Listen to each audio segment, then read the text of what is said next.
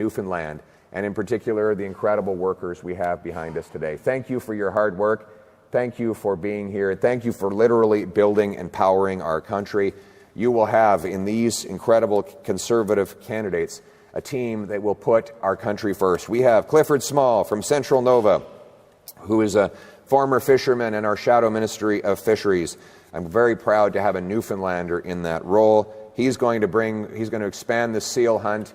He's going to protect our fishery. He's going to put the fish harvesters back in charge of the fishery and take it away from the bureaucrats and the politicians in Ottawa. We have the great Steve Kent from Avalon. We have Corey Curtis from Cape Spear.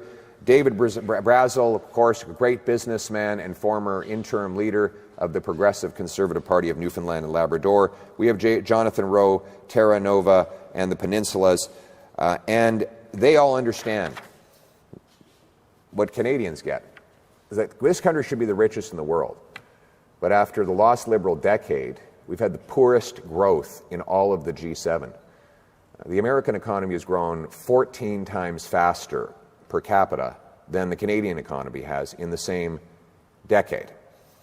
And that, I think, explains why Donald Trump keeps endorsing Mark Carney.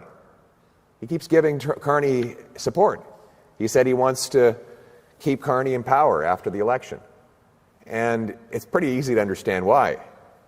Carney's policies, which he implemented as Trudeau's economic advisor, have made our economy more weak and reliant on the Americans than ever before. He supported massive carbon taxes while he moved his money out of the country to avoid paying them. He testified against the Northern Gateway pipeline while advising Trudeau against the Energy East pipeline. He supported the anti-pipeline law C-69, the energy cap, and countless other anti-development policies. All of these policy decisions have made us hopelessly reliant on the Americans. And despite making sort of rhetorical hints to the contrary 28 days before the election, Mr. Carney is actually doubling down on all of these radical, keep-it-in-the-ground policies that he has supported for the last 10 years of the lost Liberal decade. Here's the reality. We export 98% of our crude oil to the United States. Moving from, in fact, the oil that goes from Western Canada to Ontario and Quebec actually has to go through the U.S., meaning Donald Trump has the legal power and the territorial control already to stop Canadian energy from going to Canadian consumers. We sell twice as much goods and services to the Americans as we sell between our provinces because the Liberals will not let us build the infrastructure to move it east-west. And between 2015 and 2020, the Liberals killed $176 billion of known projects that would have boosted our economic independence against the Americans. And that does not include the countless other projects that never appeared because investors took a look at Canada's anti-energy regime and said, we're not even going to bother announcing a plan to invest. These radical Liberal policies that caused the lost Liberal decade drove wages down, taxes up, and everything more expensive. It's no surprise that Canada now ranks 23rd on the World Bank's Ease of Doing Business survey. That's up seven places worse than before. And now Mr. Carney wants the Liberals to get a fourth term while promising the same radical keep-it-in-the-ground policies. And by the way, on that, let me be clear. When I say he has a keep-it-in-the-ground policy, that is not my characterization of his position. I'm going to quote him verbatim. This is not Justin Trudeau or Stephen Guilbeault. This is Mark Carney. Maybe as much as half of oil reserves, proven oil reserves, need to stay in the ground. You hear that? He wants to keep it in the ground, and that includes under the ocean floor. That means that he will not allow any offshore development here in Newfoundland. To keep it in the ground, he would have to block any further projects from going ahead. That means that our single biggest and most valuable resource would not be available to us while the Americans unleash massive production increases and while Mr. Carney's own company profits off petroleum investments outside of Canada. he will shut down competition to his company here in this country. We need to bring dollars and jobs home so that we can be strong enough to stand up to Donald Trump. Carney has the wrong plan, and our blessed country needs a new leader and a new change so that we can reverse course. If Mr. Carney is serious about restoring economic independence, though, because he's now sort of hinting rhetorically that he might consider doing something, he might consider abandoning his principles on the matter of energy. But if he is, let's get specific. Let's get very specific. The energy companies themselves, the 14 biggest of them, wrote all of us a letter. Every national leader, Conservative, Liberal, NDP, Green Bloc, wrote us all a letter with 5 demands. They said, either you do these 5 things or we will not be able to grow and break our dependence on the Americans. They're very specific. 1, repeal the No New Pipelines law and the tanker ban so that we can ship our resources to non-American markets. I voted against C-69. I have always been against C-69. I've said I will repeal C-69, the No New Pipelines liberal law, within 60 days of becoming Prime Minister. Mark Carney supported C-69, and he had a week after he became leader to recall Parliament to repeal it, as I demanded, but he did not. So their position is clear.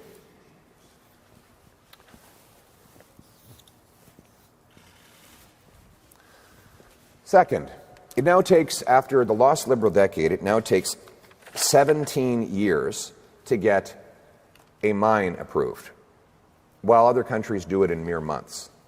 We can protect our environment and our population, but do it quickly. Why does it take, what do you learn in year 16 that you couldn't have learned in the 4th month of a review?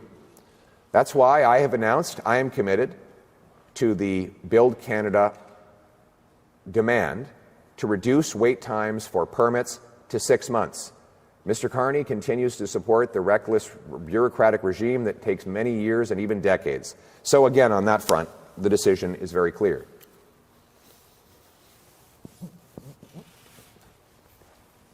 Next, the cap. The Liberals have imposed an energy cap. This will prevent our industry from growing and even force it to shrink in size because the policy is to reduce the output of the industry. I have said I oppose the energy cap. Just last week, Mr. Carney and his environment minister said they will keep it in place. So again, the choice is clear. After a lost Liberal decade, do you want to keep in place an energy cap by electing the Liberals to a 4th term, or do you want to put Canada first for a change with a new Conservative government that will scrap the cap?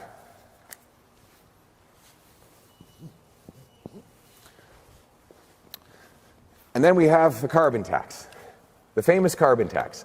You know, up until about 2 months ago, the Liberals said that if we didn't have a carbon tax, the whole planet would be lit aflame.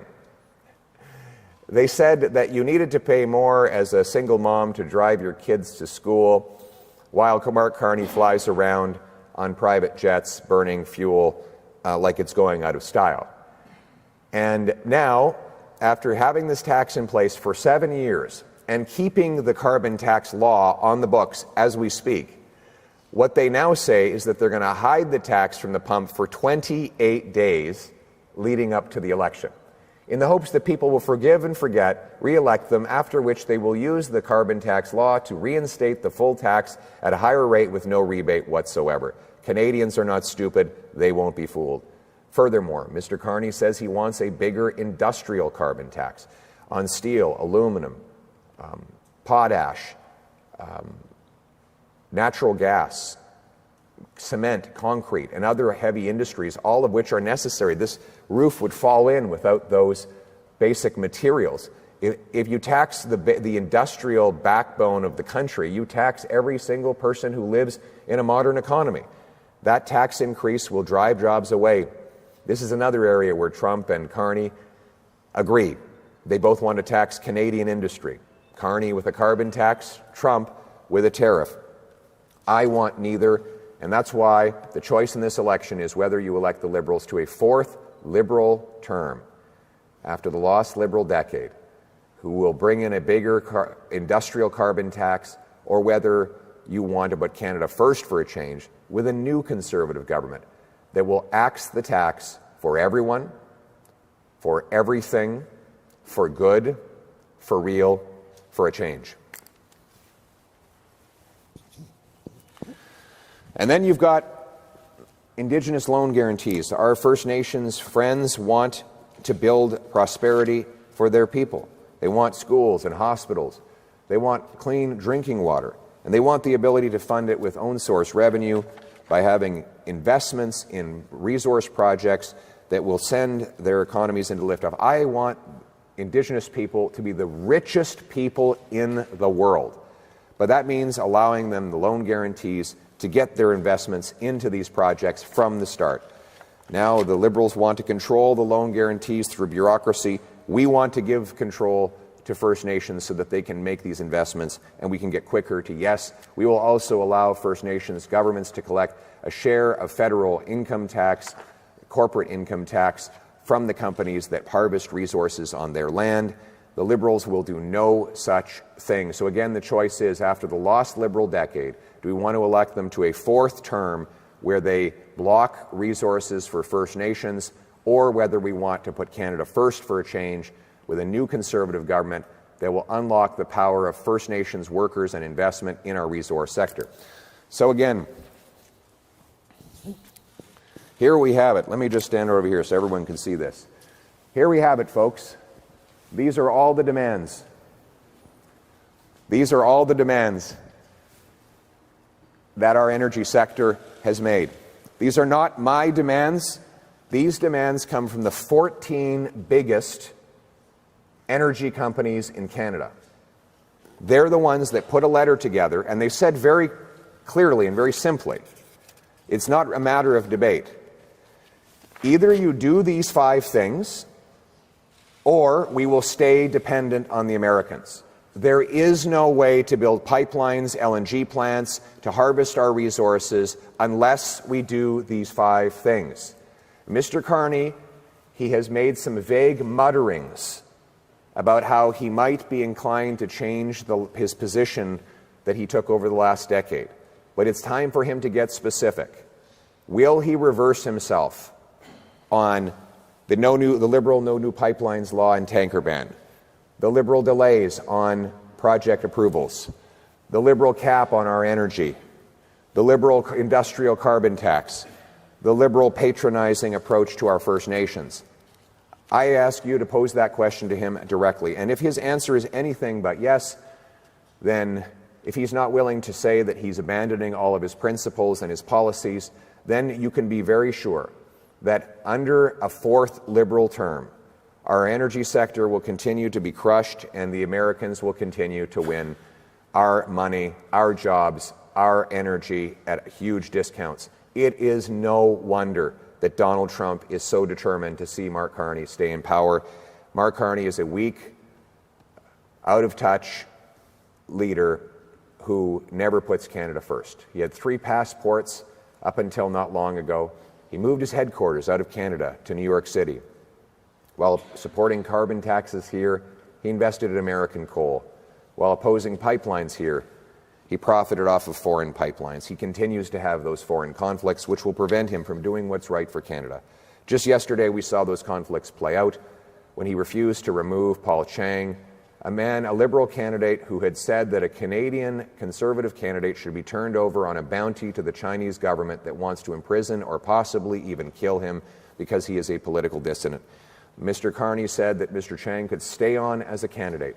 It wasn't until midnight, when we found out the police were involved, because it is a potential criminal offense, that the candidate stepped aside himself, not being pushed out by Carney, but because he decided on his own. Mr. Carney will never put our country first. He will always put himself first. And that is the choice in this election. After the lost Liberal decade of rising costs and crime and a falling economy under America's thumb, do the Liberals deserve a 4th term in power? Or is it time to put Canada first for a change? A change that means axing taxes, building homes, unleashing our resource jobs, and bringing home production so we can stand up to Trump from a position of strength. And most of all, to bring home the Canadian promise that hard work gets you a great life in a beautiful home, on a safe street, protected by brave troops under a proud flag. Let's bring it home. Thank you. Thank you. Do we want to take questions from the floor? Zach Power with VOCM. You spent time campaigning to axe the tax. Prices have gone down today at the pumps, and at least for now. Carney has beat you to the punch in that regard. How are you going to compete with Carney now going forward to bring down prices at the pumps for consumers? Well, first of all, Mr. Carney was saying that we needed to hike the carbon tax up until a few months ago. So we know that Liberals have not gotten rid of the carbon tax. They've simply hid it from the gas pumps a few weeks before the election, all while keeping the carbon tax law in place that will allow them to raise the tax higher than ever before. They had this tax in place for 7 years, and now they expect you to believe that they've had a sudden epiphany 28 days before the election. Canadians are not stupid. They know that if the Liberals are re-elected, they will bring in a bigger, higher carbon tax with no rebate. And they also know that the industrial carbon tax remains in place on the things that Canadians need: oil and gas, steel, cement, aluminum, and countless other industrial products. Those costs will be passed on to consumers and workers through higher prices and lower wages. If you want to axe the tax for real, for everyone, for everything, for a change, then you have to vote for a new Conservative government that puts Canada first. I should add one more thing I forgot to mention. In addition to supporting all of these necessary demands to unlock our energy production, I want to announce today as well that I support Newfoundland and Labrador's plan to double production of oil and gas. I also will grant rapid permits for LNG Newfoundland Labrador, which will pipe gas from the Jeanne d'Arc oil field to a floating liquefaction facility, which will then be shipped off to Europe to break European dependence on Putin and turn dollars for dictators into paychecks for our people. In other words, you're for that? Look at that. Thank you. Thank you. En français. Thank you very much. Merci beaucoup de votre question. Mr. Carney a toujours appuyé une taxe carbone. Les libéraux ont mis cette taxe en place pour 7 ans. La loi de la taxe carbone est toujours en place. Ce qu'ils font aujourd'hui, c'est de simplement cacher la taxe de la pompe pendant 28 jours pour tromper les Canadiens à voter pour eux, après quoi ils vont augmenter la taxe encore plus, sans rabais, et les Canadiens paieront le prix. On ne peut pas faire confiance aux libéraux. Donc, le choix dans les élections après une décennie perdue des libéraux, où ils ont augmenté les coûts et la criminalité, et nous a rendus plus faibles face aux Américains. Est-ce qu'on veut leur donner un 4e mandat, ou est-ce qu'il nous faut mettre le Canada d'abord pour faire changement, avec un nouveau gouvernement conservateur qui va couper taxes et impôts, donner le feu vert aux grands projets, bâtir des logements et créer des emplois pour faire face à Donald Trump dans une position de force? Thank you. Next question. Oh, sur l'annonce de Terre-Neuve? OK, oui, m'excuse.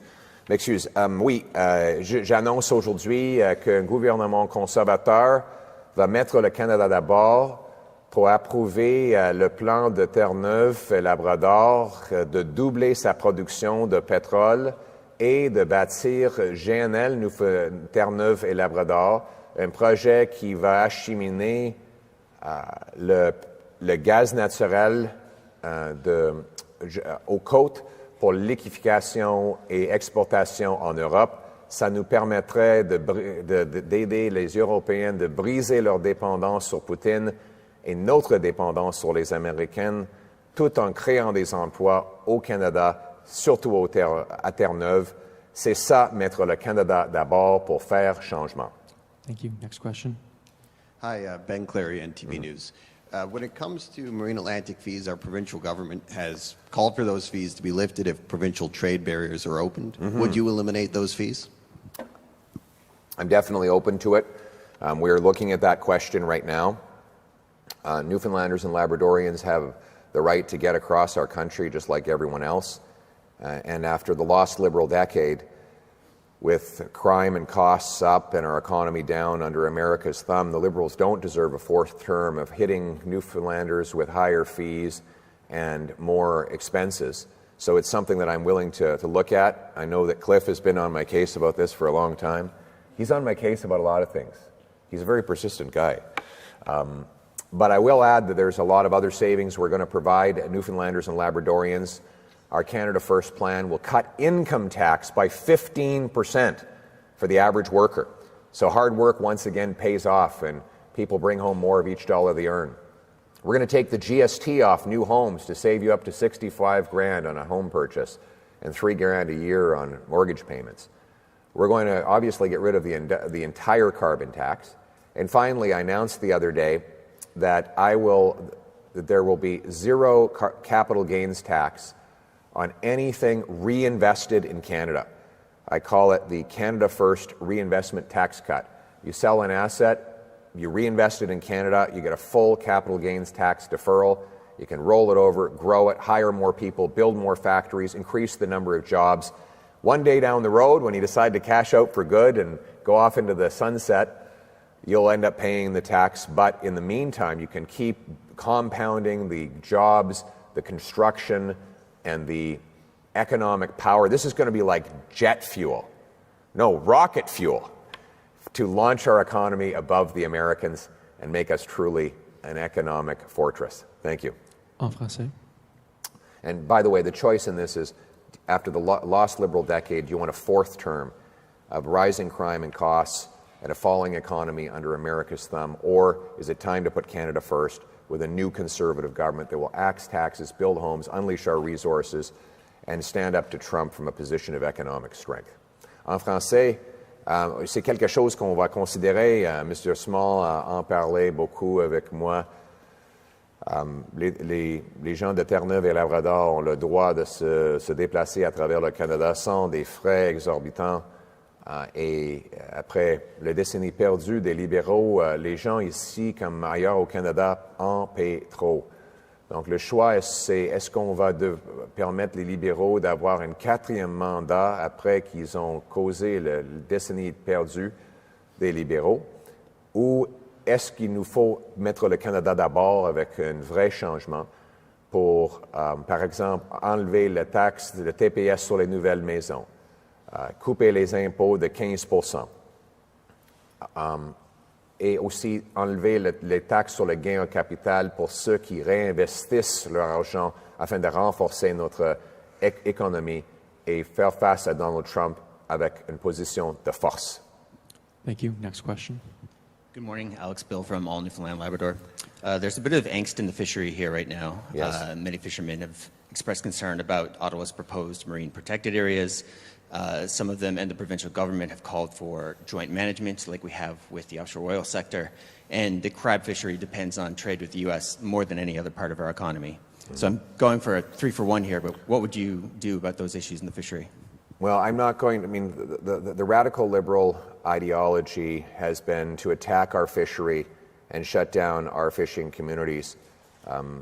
The bureaucracy has been propelled by this liberal government to block harvesters from producing, and now the way that they are going about marine protected areas seems to be designed to shut down whole swaths of territory from whole swaths of areas from harvesting.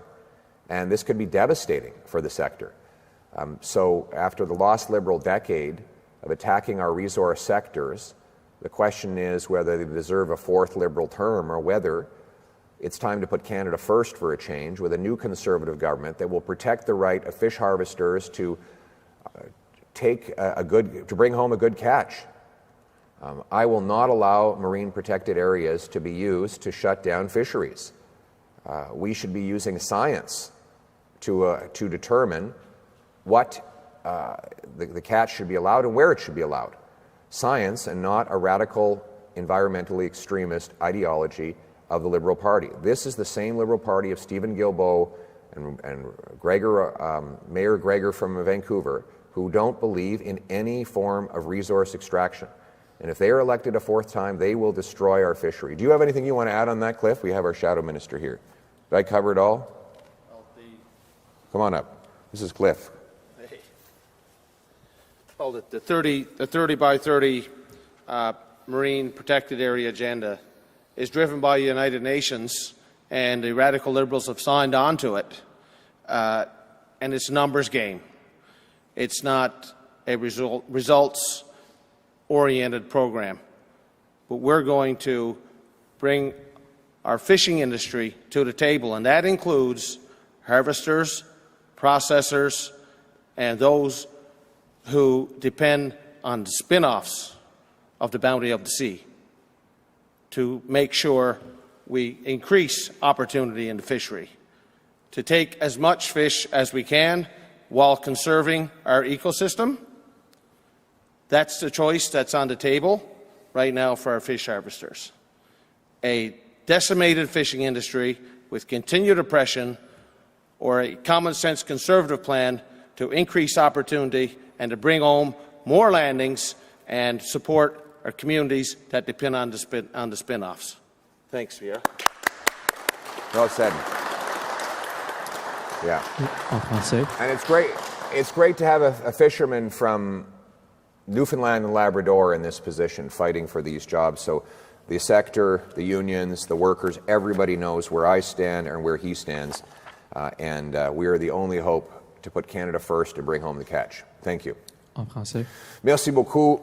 Après la décennie perdue des libéraux qui ont bloqué et attaqué nos pêcheurs à travers le Canada avec un agenda radical sur l'environnement, les libéraux ne méritent pas un quatrième mandat. S'ils sont réélus, ils vont mettre en place des grandes zones d'interdiction de faire la pêche, ce qui va fermer beaucoup de petites communautés à travers le Canada, tout en permettant aux étrangers de voler nos poissons et notre industrie.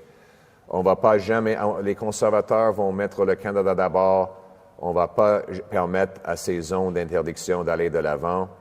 Nous croyons dans la science, pas de l'idéologie. Nous allons donner aux gens qui travaillent dans le secteur le pouvoir et la direction, parce que les pêcheurs eux-mêmes ont la capacité et la connaissance de nous donner la direction. C'est comme ça qu'on va protéger nos industries de ressources naturelles ici, à Terre-Neuve et Labrador et à travers le Canada. Merci beaucoup. Thank you. We will now go on to the final question. Bonjour, Cody Broderick de Gibraltar. On est à la veille de nouveaux tarifs de Donald Trump. Espérez-vous que le président américain va épargner le Canada pour vous permettre de construire, de faire votre campagne sur les enjeux domestiques? Je veux qu'il arrête de faire des tarifs contre le Canada pour toutes sortes de raisons. Évidemment, ça n'a pas de bon sens de cibler le Canada. On est le meilleur ami des États-Unis depuis des centaines d'années. Ça donne quoi s'attaquer à un tel ami? Il a des plaintes par rapport à nous. Nous avons des plaintes par rapport aux États-Unis en même temps. On devrait résoudre ça avec des pourparlers comme normal, au lieu de mener une guerre tarifaire qui va tuer des emplois et nous rendre tous plus faibles. Donc, je revendique que M. Trump de mettre à côté des tarifs et nous permettre de protéger les emplois. S'il fait ça, les deux pays vont être plus riches, plus forts et plus stables. Mais c'est clair que M. Trump voit une faiblesse en Mark Carney. C'est pour ça qu'il continue de supporter Carney pour devenir premier ministre du Canada. Il a déjà annoncé qu'il veut que Carney gagne, et on sait pourquoi. Parce que Carney va garder le Canada faible Et M. Trump veut prendre avantage de cette faiblesse. Donc, il nous faut un chef qui est fort, qui va mettre le Canada d'abord, avec un nouveau gouvernement conservateur, qui va couper taxes et impôts, donner le feu vert au projet de ressources naturelles, ramener nos emplois ici au Canada pour pouvoir faire face à Donald Trump dans une position de force. In English, please. Well, thank you very much for your question.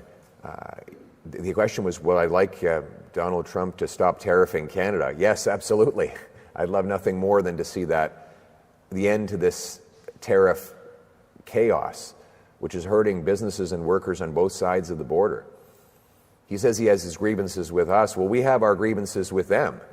So why don't we sort them out without attacking each other's economies?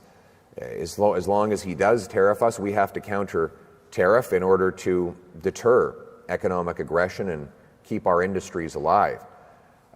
But it's clear that Mr. Trump continues to want to have Mark Carney as Prime Minister. Why is that? Why does he keep saying he wants Carney as Prime Minister of Canada? Well, because Carney will continue the Liberal policy of economic weakness, of blocking resources, taxing away our jobs, pushing $500 billion of investment out of our country to the U.S. That will only weaken Canada and strengthen Trump's hand. What he doesn't want is a strong leader who will put Canada first for a change by axing taxes, green-lighting resource projects, building homes, training up 350,000 tradespeople to bring home our jobs and confront Trump from a position of economic strength. Thank you. That concludes today's press conference. Thank you very much. All right. Thanks, everybody. Good to meet you all. Thank you.